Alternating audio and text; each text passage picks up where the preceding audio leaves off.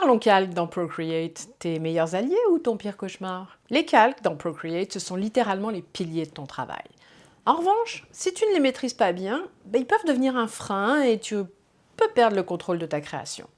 Aujourd'hui, je vais t'aider à en faire tes meilleurs alliés. Je m'appelle Fanny, je suis illustratrice, graphiste et formatrice. Et je me suis donné pour mission de t'aider à devenir un pro de l'illustration digitale avec Procreate sur l'iPad. Aujourd'hui, dans cette vidéo, je te montre les principales fonctionnalités des calques et comment t'en servir le plus efficacement possible pour un travail hyper fluide. Rapidement, un calque, qu'est-ce que c'est? C'est tout simplement une superposition de feuilles sur lesquelles les dessins vont se compléter les uns les autres. Quand tu ouvres le menu calque, tu vas voir qu'ici, il y a l'arrière-plan. L'arrière-plan, en fait, la seule chose qu'on peut faire, c'est lui changer sa couleur, mais on ne peut absolument pas dessiner dessus. Personnellement, moi, je le laisse blanc, comme ça, j'ai l'impression de dessiner sur du papier. Et puis, il y a un calque qui est ici par défaut. Si je veux créer un nouveau calque, tout ce que j'ai à faire, c'est appuyer sur le plus, ici. Le nombre de calques que tu vas pouvoir créer va dépendre de la taille de ton document, que ce soit en taille et en résolution. Par ailleurs, ça va aussi dépendre de la capacité de ton iPad. Plus tu as de RAM dans ton iPad, plus tu auras de calques dans ton projet. Donc en fait, le premier calque que je vais utiliser, c'est tout simplement mon sketch, mon dessin à gros traits pour placer les éléments de ma composition, rien de bien précis pour l'instant. Et ce que je vais faire avec ce calque que j'ai appelé sketch, je vais aller sur le petit N qui est ici et je vais régler l'opacité et le mettre presque transparent. Donc je vais à peine le voir et ça va me permettre de créer mon trait plus définitif par-dessus sans être gêné. Et ici je vais aller, ici j'ai des options qui sont des modes de fusion. Autrement dit, comment le calque avec ceux qui sont en dessous va se mélanger, se fusionner. Je t'en montre un ici qui est le mode multiplier, ce qui va me permettre de toujours voir en transparence tout ce qui se passe en dessous de mon sketch. Parce que mon sketch qui est ici, je le laisse au-dessus. Et ici, bon, j'ai déjà créé mon dessin par-dessus, donc tu vois qu'on voit bien mon dessin et on devine encore le sketch qui est en dessous, mais il m'a surtout servi de guide, mais en aucun cas il m'a empêché de voir ce que j'étais en train de dessiner. En passant, les petites fleurs que tu vois ici, c'est des fleurs que j'ai créées. C'est un kit de fleurs que j'ai créé avec des feuilles également. Dans la description de la vidéo, il y a un lien si tu veux télécharger des échantillons gratuits. Vas-y, c'est fait pour ça. Autre option qui peut être très intéressante avec les calques, c'est le verrouillage alpha. En fait, ça va être très simple, on va aller dans le calque. Donc ici, si je clique sur le calque, j'ouvre les propriétés et j'ai ici le verrouillage alpha. Tu vois qu'ici, j'ai des petits carreaux. Ce que ça veut dire, en fait, c'est que si j'interviens sur ce calque, la seule chose qui va être affectée, ce sont les pixels existants. Autrement dit, le dessin qui existe déjà. Autre façon pour aller choisir l'option verrouillage alpha, c'est tout simplement avec deux doigts de faire glisser le calque rapidement vers la droite et on a de nouveau les petits carreaux, c'est exactement la même chose, c'est la même opération.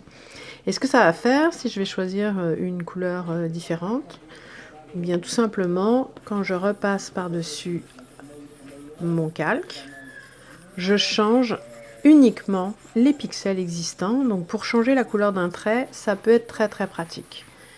Voilà, donc là maintenant mon trait est devenu rouge au lieu de noir.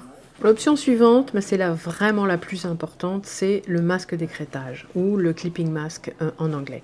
C'est vraiment ce que j'utilise le plus. Pour chaque objet que je vais dessiner, il va toujours y avoir une base, un masque d'écrêtage pour les ombrages, un masque d'écrêtage pour la lumière. C'est un minimum, parfois il y en a même beaucoup plus. Et je te montre comment je fais. Donc ici j'ai mon chat qui est créé ici, j'ai fait sa base. Et ensuite je vais aller créer un calque par-dessus. Ok. Et je vais cliquer sur le calque. Et ici tu vois j'ai masque d'écrêtage. D'accord ? Maintenant, avec mon pinceau, avec ma couleur violette, pardon, j'ai un pinceau exprès pour aller faire des ombrages. Et tu vois, je vais juste, avec le pinceau, pas la gomme, juste aller créer mon ombrage ici de mon petit chat qui dort.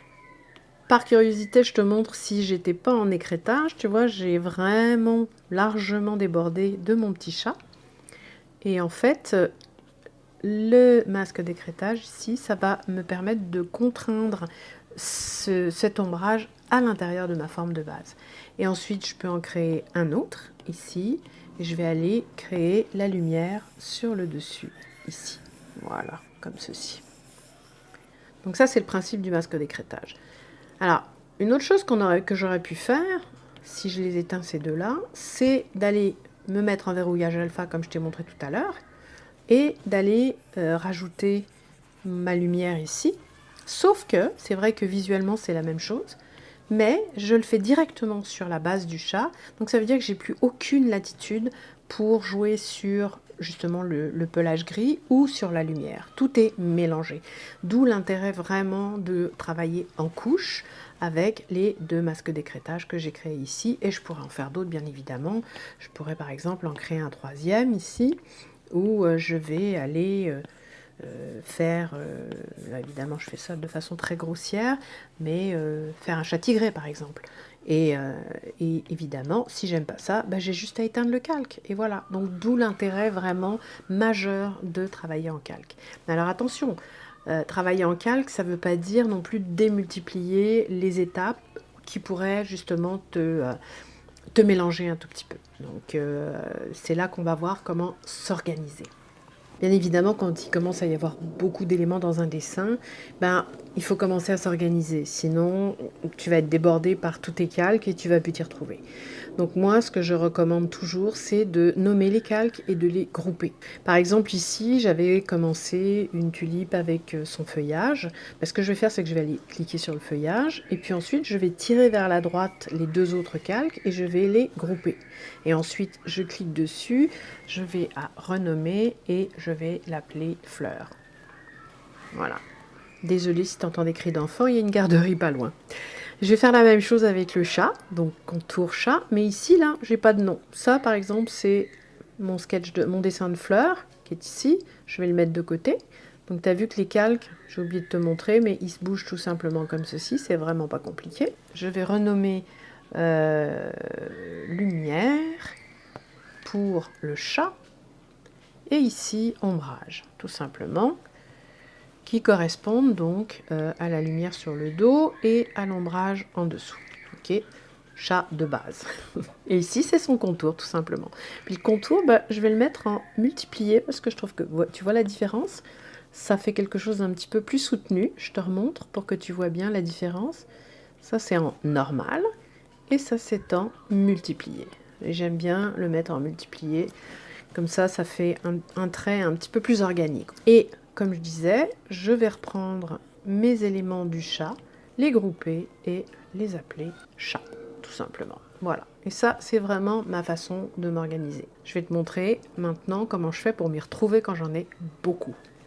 Donc là, tu as typiquement l'exemple d'une illustration assez détaillée, assez compliquée. Et si je te montre le nombre de calques, il y en a vraiment, vraiment beaucoup. Comment je fais pour m'y retrouver? C'est très simple. Je vais ici, dans la clé à molette, dans les préférences, et ici dans commande tactile. Et tu as toutes sortes d'options. Moi, je vais dans sélectionner le calque, et j'ai choisi cette option ici, il y en a d'autres, qui est le carré plus toucher.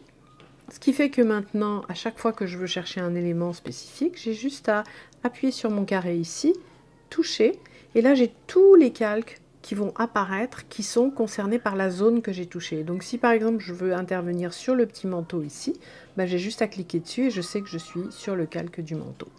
Voilà, ça c'est vraiment un truc absolument indispensable dont je ne pourrais pas me passer quand je me retrouve avec des illustrations aussi détaillées et où il y a autant de calques. Avec ces conseils, tu es maintenant plus familier avec les calques et tu vas pouvoir les gérer, les organiser de façon efficace. Mais c'est pas tout, j'ai encore plein de conseils et de trucs de pro à partager avec toi pour que toi aussi tu deviennes un pro de l'illustration dans Procreate. D'ici là, je te suggère de télécharger mon guide que j'ai créé pour toi sur les palettes de couleurs. J'y décris en détail toutes les techniques pour créer des nouvelles palettes et c'est des techniques que j'utilise moi-même dans mon travail. Tu vas pouvoir avec ce guide libérer ta créativité, commencer un travail sans te poser des questions existentielles sur quelle couleur choisir. Bref, trouver l'inspiration tous les jours. T'as aimé cette vidéo? Mets un pouce et puis partage avec ceux à qui tu penses que ça pourrait être utile. Par ailleurs, si tu as des questions, des commentaires, si tu as des sujets que tu voudrais que je traite particulièrement sur cette chaîne, n'hésite pas à le mettre dans les commentaires. Et puis bien évidemment, si tu veux plus de trucs et astuces de façon régulière, abonne-toi à ma chaîne. Allez, à bientôt!